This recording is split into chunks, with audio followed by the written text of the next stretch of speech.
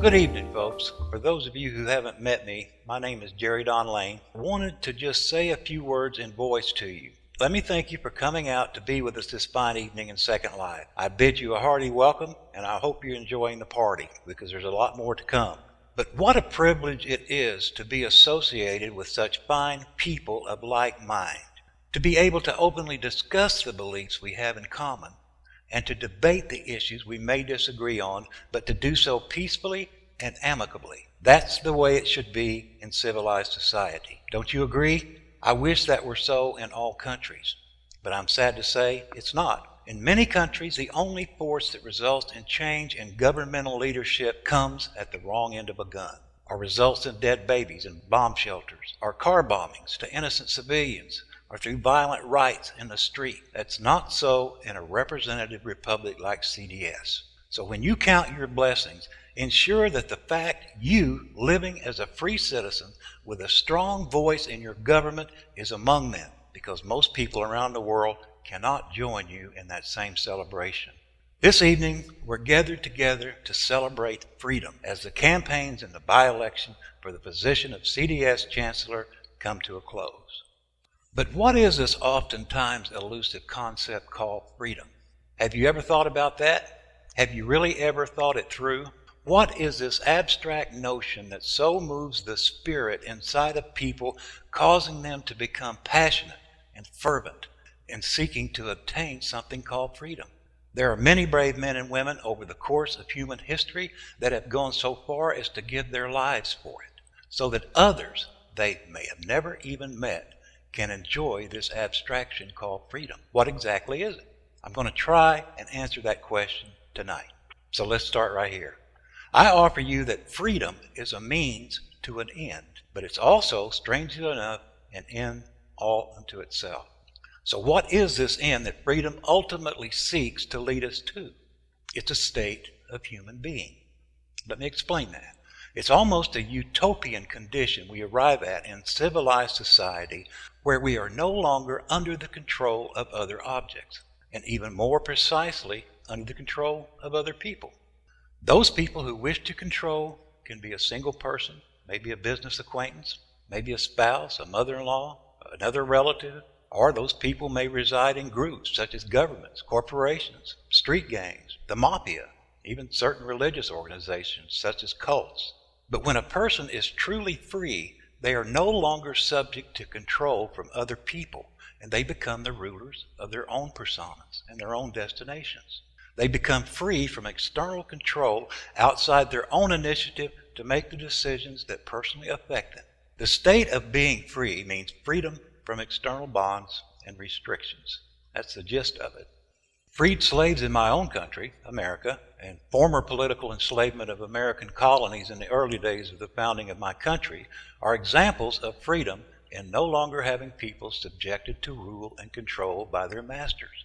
But beyond these obvious examples of an escape from enslavement, freedom is also a very broad concept and can affect many different situations. For example, we often hear about people who have obtained financial freedom, or freedom from poverty, or freedom from addiction, even freedom from fear. And we sometimes herald our freedom of speech, our freedom of expression, freedom of the press, and freedom of and from religion. And to me, freedom is not only a physical force, but it's also a feeling. It's not just being physically free, but it's also feeling free.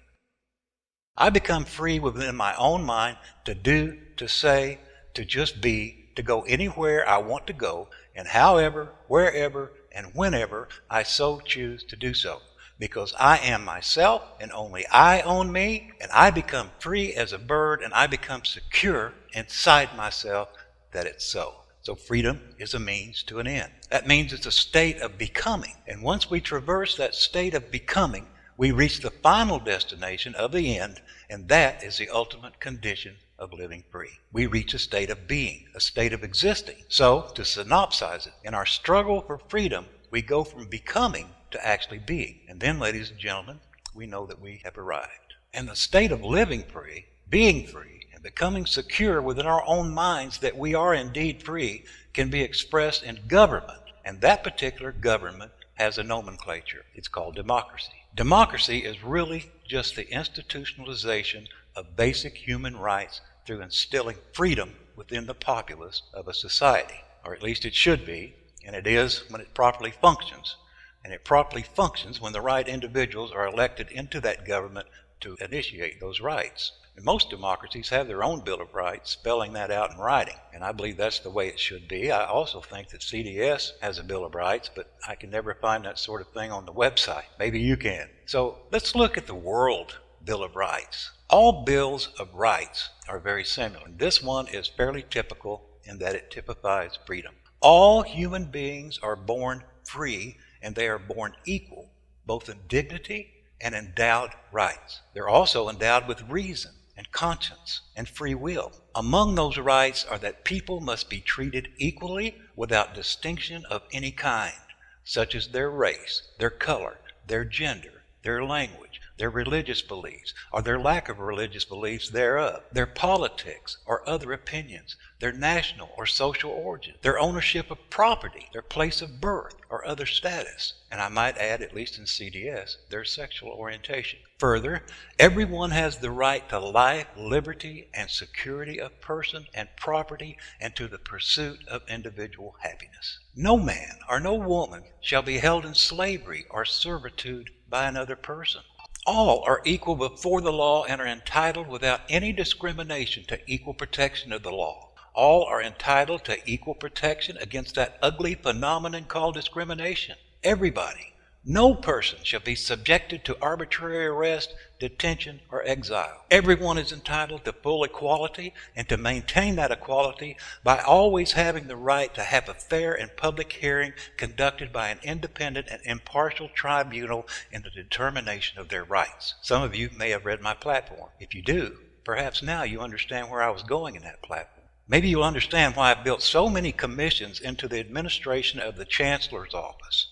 It's to ensure this liberty for the people that they will always have the right to a public hearing on almost any issue that might negatively affect them. That's a basic human right. But let's move on. No one shall be subject to arbitrary interference with their privacy, their family, their home, or their correspondence, or their travels, nor be subject to attacks upon their honor and reputation. Everyone has the right to own property in a democracy. They can own it alone, by themselves, or in association with others. And no one shall be arbitrarily deprived of his or her property in a democracy.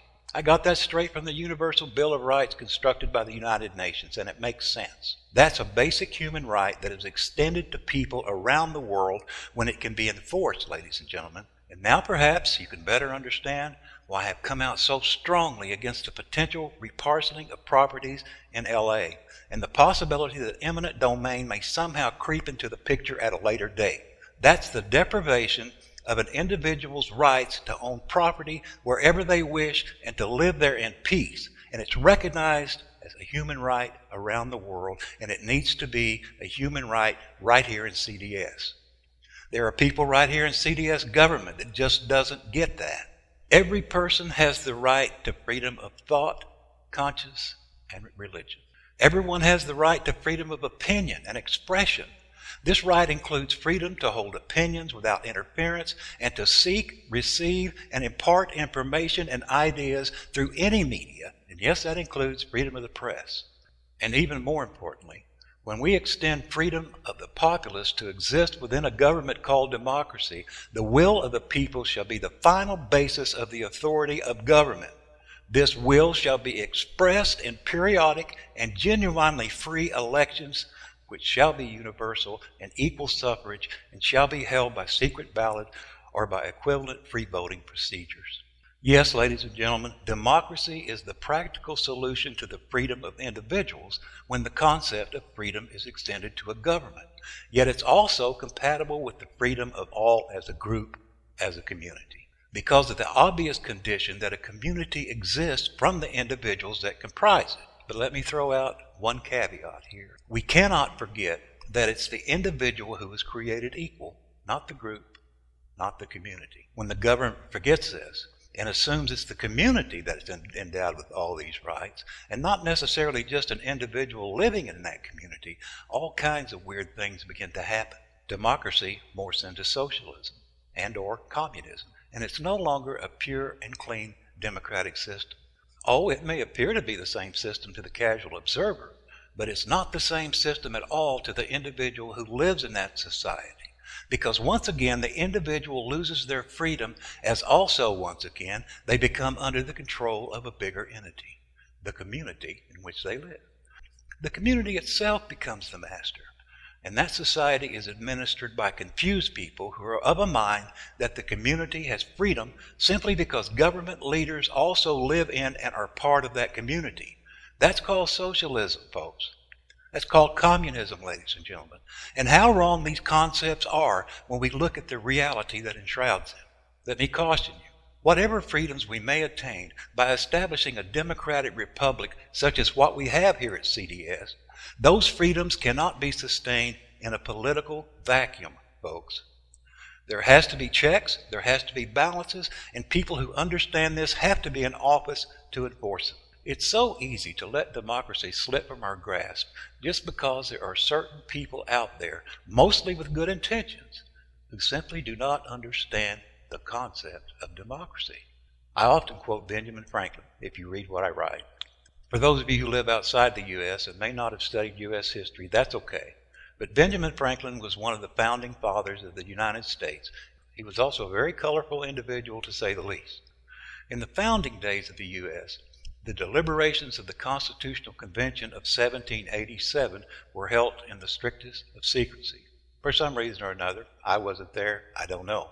But consequently, anxious citizens gathered outside Independence Hall when the proceedings ended in order to learn what had been produced behind closed doors. The answer was provided immediately. Mrs. Powell of Philadelphia asked Benjamin Franklin this question. She said, "Well, doctor, what have we got, a republic or a monarchy?" With no hesitation whatsoever, Franklin responded, "A republic, if you can keep it." Ladies and gentlemen, we have a republic right here in CDS, but we have to work together to keep it. Benjamin Franklin was a very wise man. He knew there would come along people who, although their intentions might be good, their very understanding of democracy and the ideas they wished to introduce into the system could harm it and pollute it and possibly even destroy it. He knew that power mongers would come along and run for office, and they would win some seats. These people would then try to place their own will over the will of the people that they're there to represent. He knew that there would come along office holders on ego trips, and those that would be there only to build a legacy that would ensure them a place in history. We must be very careful, my friends, because freedom through democracy is a very fragile concept that must be consciously nurtured and cared for if it's to grow and remain a viable force in the lives of people. And the way to nourish democracy is to ensure there's a strong system in place, thereby assuring and protecting the rights of the people. Well, we have that solution. It's the freely elected government I just referred to. And while I've heard it said that government has its evils, and that's certainly true in some cases, but those evils can be curtailed. And one way they are curtailed is by ensuring that the right people comprise your government. Be very careful who you elect into office, folks, because the very concept of democracy is quite the delicate concept. So here's the bottom line, ladies and gentlemen. Not just any elected government can do the job. You can't just elect all comers that wish to serve in office simply to fill a void within that office.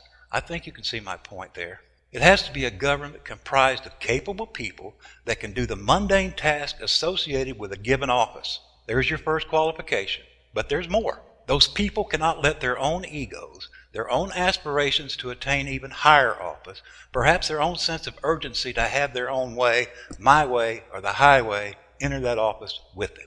These people must display an intellect that never forgets the overall mission. The overall mission must cry out to them daily within their own minds, and here it is. Right here it is now. Listen to me. They are there to serve the citizens. They are there to always keep front and foremost in their mind that they are the gatekeepers of a government comprised of their constituency. In the words of the great statesman Abraham Lincoln, a democracy is government of the people, by the people, for the people, and it shall not perish from this earth. Let elected officials never forget the basics, because there has never been more apt words uttered that better describe a democratic system that ensures the freedom for all the people. And this ideal government can be attained if the people will but unite and come together to properly establish it. It's been said before, you probably heard it, in a democracy, people get the government they deserve. Well, I argue that this is true, but I'll take it a step further. This truism doesn't just apply to a democracy. It applies to dictatorships and communistic systems and juntas and monarchies. It applies across the board, because people will only acquire the government they want if it's going to be a just one by fighting for it. Some must shed blood for it. Some must give their lives for it. But all must participate in it to make their dreams of freedom become indeed realities. Ladies and gentlemen, those dreams are becoming realities here in the CDS Sims. Because over the years, many of our predecessors sacrificed both time and money and arduously went to work to organize and to change their little piece of Second Life for betterment of the freedom of its citizens. Who would have ever thought that a democratic experiment such as this, a mere utopian notion held in common within the minds of friends and neighbors, a totally unique and radical idea that some have termed internet utopianism, who would have ever thought that would take off? Not only did it take off, folks, it soared, and today it's flourishing. Just look for a moment what our founding mothers and fathers have accomplished via much hard work and wise negotiation, and thank them for it if you ever run across one as you're walking down the streets of CDS. There's positive news. The Sims look nice. They're well kept. The tiers are reasonable. Many buildings are simply stunning in their beauty. We have convenient walkways and open countryside for us to ride our horses. One can just walk down the street and run into people they know for a quick conversation almost any day one chooses. It's a nice place to live. The founding mothers and fathers managed to carve out a community consisting of people of different races, different religions, some with no religion at all, people that have different sexual orientations, and people of many professions, and of extravagantly differing cultures, and even discordant moral values. Again, maybe CDS is not utopia, but it's the best place I've ever called home in Second Life. How about you? So let's look at how far we've come in these last 10 years, and then ask yourself this question. Is this all there is? Well, we wanted a democracy in the Wild West of Second Life, and here it is. We have it. We can all go home and watch TV now. My answer to that question is a resounding, reverberating no, no, no.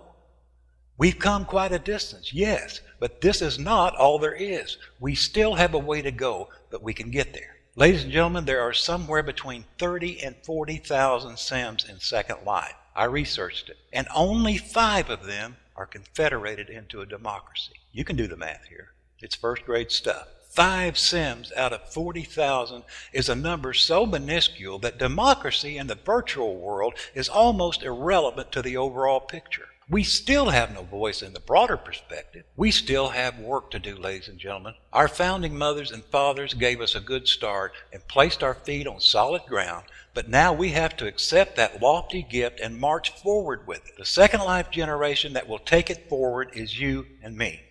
So let's join together with minds of one accord, folks. Let's unite into a force to be reckoned with, and a force that will take this banner forward. Your vote beginning on April 8th has never been more important. And understand that CDS uses a very different voting system that will be alien to any American that has ever voted before, especially if you haven't voted in CDS. It's called the Single Transferable Vote System, and most in CDS refer to the acronym STV. So if you hear STV, you'll know it refers to the Single Transferable Vote System. In this system, candidates, strangely enough to Americans, don't need a majority of votes to be elected, just a known quota or a share of the votes, determined by the size of the electorate and the number of positions to be filled, and so on. So be very careful when you vote, because you will be asked to rank each candidate in the order of preference that you would have for them to serve. And if we're not understanding of this, it becomes quite possible to have someone you rank as very low priority actually win the election just because you rank them at all. Be very wary. And remember, just because you're given the opportunity to rank the candidates in priority doesn't mean that you have to rank them at all. You can rank only one candidate as number 1 if you so choose, and then you're guaranteed that this candidate will receive your vote and that the others running will receive no vote at all from you. So ladies and gentlemen, let's move forward and take this race. We can win this. Let's spend every resource of heart and mind we come across in the days that lie ahead of us, both to win this election and then to bring about the laws and constitutional changes needed in CDS to guarantee that freedom and liberty will live on and thrive in this great Confederacy of Democratic Sims. The right of a people to decide their own destiny, to make their own way in freedom, cannot be measured by a yardstick of race, color, gender, religious belief, sexual orientation, or a degree or a stage of social status, or in the time they have lived as a resident in CDS. Because all people who live in a democracy are equals, and the right for a people to decide their own destiny is an inalienable right. It's God-given, in my humble opinion. You may have a different belief, and that's fine as well. Great battles lie ahead of us, ladies and gentlemen. But if you'll get out, vote, and ensure that your friends in CDS do the same, we can win the first battle right here in the polls for the by-election. So I call upon all of you who love freedom to stand together. Let's move forward with one accord to win this election. Let's keep our faith in each other staunch. Let's keep our arms firmly locked in resolution, and together we can achieve victory, and we will. Friends and neighbors, change is coming to CDS, and I invite you to be a part of it. Thank you. That was a little drama for you. Now enjoy the party, the music, and your neighbors. Thanks again for coming, and I bet I'll see you at the polls.